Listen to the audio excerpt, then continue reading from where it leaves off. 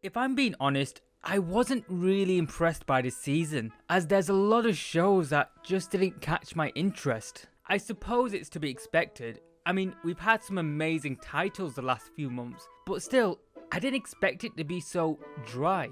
However, I'm not going to give up, so I gave each show a chance to impress, and while some varied from average to unwatchable, there are some that exceeded my expectations, and one of them came out of left field and is already my favourite from the season.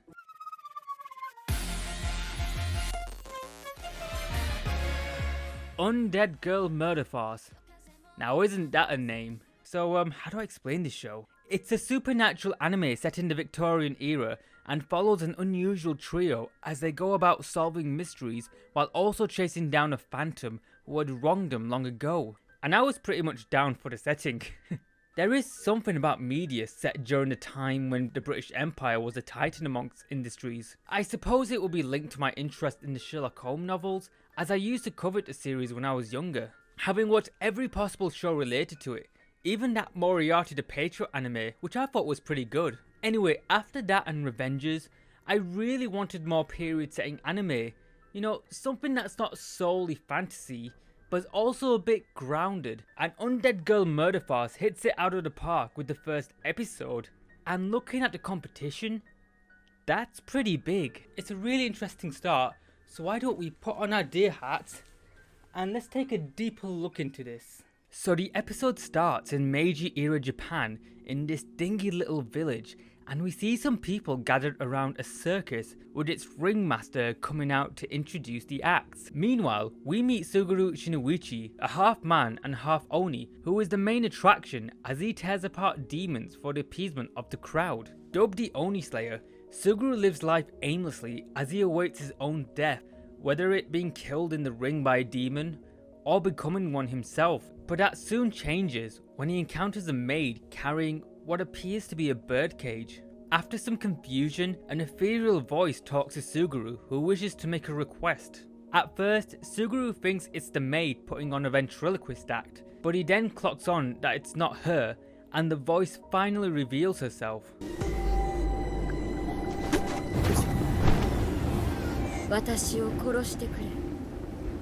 You know, lady, you could have just said that. In any case, we are soon introduced to Aya Rindo, an immortal that had lost her body a long time ago. Aya explains that she had been looking for Suguru and requests that he end her life. However, instead of doing that, Suguru makes a deal with her and proposes an unusual alliance, as the man who beheaded Aya was the same man who turned Suguru into what he is. And so they seal the deal with a kiss. You know, like you usually do. Well, it looks like we concluded our business. Now you know what that means.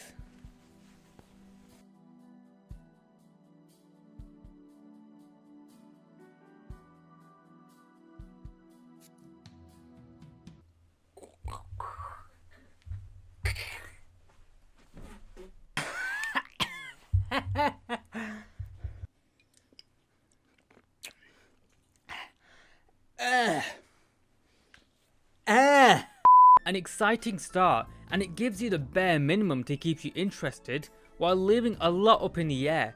I mean, it certainly caught my attention, especially with those visuals. You might have noticed this, but compared to most shows, this one goes out of its way to make the visuals unusual and different, and considering the characters spent most of the episode talking, it was something that got my attention. And this had me curious about the people who were involved in this anime.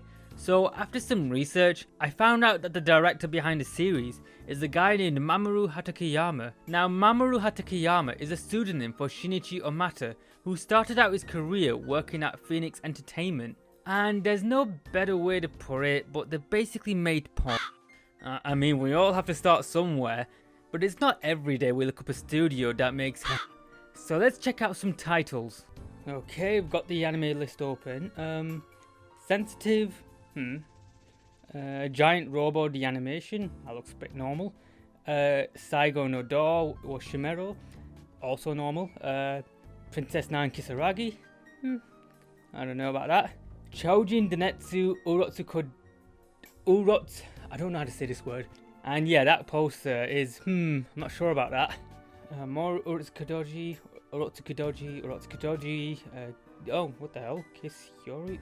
Ugh, that's interesting. Oh my god, there's like an entire series on it. It's called Vanilla Series?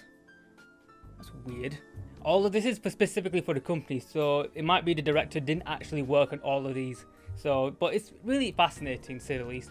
And it also kind of explains why he'd go by a different pseudonym. Probably didn't want to like be associated with any of that stuff. And to be honest, that's actually fair enough. Anyway, back to the director. Eventually, Omata moved on from Phoenix and started working at a small animation studio called Shaft. That's right, that Shaft. And it's here where he worked as a storyboard artist, as well as directed a few episodes of shows like Arakawa Under the Bridge, and, you guessed it, Puella Magi Madoka Magica. Somehow it always comes back to that show. He eventually left the company and worked at a few other studios, most notably A1 Pictures. And at A1 Pictures, he became the main director for the hit series, Kaguya-sama Love is War. Alright, that's quite the track record, and to explain the unique visuals having been part of the Shaft team. And I would say that experience carried on into this project, which has only made me more intrigued. So after that amazing first episode, a lot of time has passed, and the trio have now made a name for themselves as being skilled detectives who solve murders involving monsters. It definitely follows the classic detective formula, like Detective Conan, or more specifically, Sherlock Holmes. As I said before, I love detective stories. Something about watching a man paint a picture of what happens is so satisfying, and no one does it better than Sherlock. But because it's a detective story, it means that each episode is dialogue heavy, as characters are constantly explaining stuff, like the alibis, the motives, and the evidence. Now of course, not everyone would be interested in watching these characters talk, but surprisingly, the show does a good job at keeping you interested. As mentioned earlier, the unique visuals really lend itself in each scene. It's almost nonsensical how these scenes are cut together, and at first glance, they don't really mean anything, and it can be quite jarring when it comes to deductions or figuring out who the killer is. But surprisingly, they're really effective. For example, in this scene where Aya reveals the culprit of the first murder, she explains how the murderer did it, and we see it cut to this little girl clutching her maid, and the maid responding to what she's doing. It immediately gets your brain thinking, could she be the killer? Maybe it turns out she's a demon baby and she's set on taking a maid hostage. But no, this is all a red herring for the true murderer, and it took me by surprise because I really thought it would be the little girl. Each weird shot and edit is used so well to elicit this feeling of uneasiness and doubt as we see the detectives go about their duties, and I found myself questioning if the anime was telling us if he was the culprit or if it's trying to throw me off, and I never really felt that in a mystery before. こちらは事件を調査しにいらした探偵さんで In most stories, you can infer who the killer is by the character's actions and the evidence they collect. But here, the anime is purposely trying to throw you off by feeding us false information and making us think something that might not be true. Now I may be talking nonsense here, because there will be some who didn't fall for it and guessed who the culprit is, but I did, and I would say I was decent at guessing, but here there were times where I wasn't 100% on who could have done it, and it was mainly due to the editing. So as a mystery connoisseur, I'm very impressed. But of course, the cast is always important in a mystery, and surprisingly, all of the characters here are a blast. Suguru is a performer who serves as the muscle of the group, where his skills as the Oni Slayer are almost legendary, having the ability to kill any beast no matter how strong or immortal they are. While he is a proficient killer, he also serves as a comedic relief, often taking any situation in stride. I mean, before he met Aya,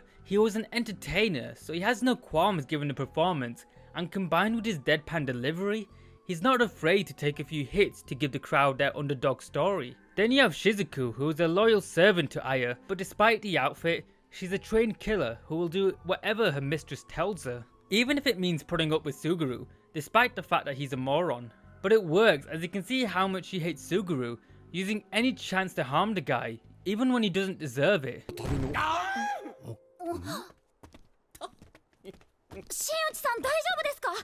It's definitely more of a sibling relationship between these two, and while they will never kill each other, injuring on the other hand is not off the table. And last but not least is Aya Rindo, the brains of the outfit. and I mean that in both the figurative and literal sense. Aya is an immortal, a being who is incapable of dying and is said to be very, very old. But because she lost her body, the only thing she can use is her brain, which is as sharp as Suguru's tongue. Aya possesses deductive capabilities that would rival that of the world's greatest detective, being able to take in minute details to come to a conclusion. But what makes these guys interesting is how well they play off each other, as this show is dialogue heavy, and while the editing keeps us intrigued, the pure wit each character has is on another level. Seriously, I haven't seen an anime that made me laugh since the English dub of Chainsaw Man. Everyone bounces off each other so well, and you realise how all the abuse, insults and flat out weirdness is what keeps them together to work harmoniously as a team. Aya is the leader of this eccentric group, and the others act as a body, whether she needs a pair of gloves to placate or a pair of fists to eviscerate. And what, pray tell, would she need those hands for, you may ask? Well, to deal with the public domain creatures in the series, of course. So the series is set in a universe where many characters hail from folklore and the public domain. The obvious, of course, is Sherlock Holmes and his partner Dr. John Watson, who are looking more worn compared to other anime portrayals. But there are some I didn't quite expect, such as Arsène Lupin, the gentleman thief and Sherlock's rival. Then there's Eric, otherwise known as the Phantom of the Opera, although here he sports the look popularised by the musical instead of the one from the novels, which is a shame. I mean, look at this guy. What surprised me was Phileas Fogg and his butler Passepartout, the lead of the Jules Verne story Around the World in 80 Days. So many characters popped up in the series, and it reminds me of the League of Extraordinary Gentlemen film. I swear, if we see Tom Sawyer in this...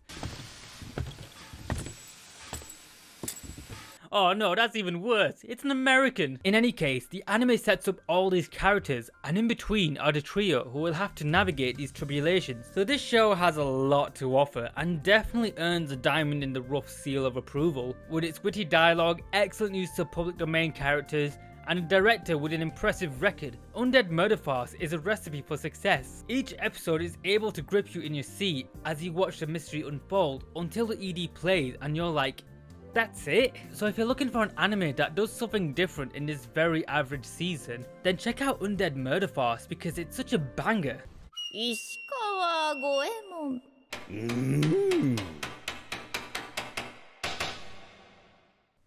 Hello! Yeah, I can still taste it on my tongue. That was the worst thing ever. So I hope you guys enjoyed the video. This video was meant to come out a few weeks ago, but due to some life stuff, it got a bit delayed, really, so that's why you're seeing it now. And yeah, and if you did enjoy this video, be sure to hit that like button and also subscribe to the channel. I've got more videos and shorts coming in the coming weeks, so if you guys like all of that, then just follow my socials, just all down here. That's all I wanted to say. I'm still alive, don't worry, I'm still putting out videos. So yeah, I hope you guys enjoyed, and I'll see you guys on the next video. So see ya!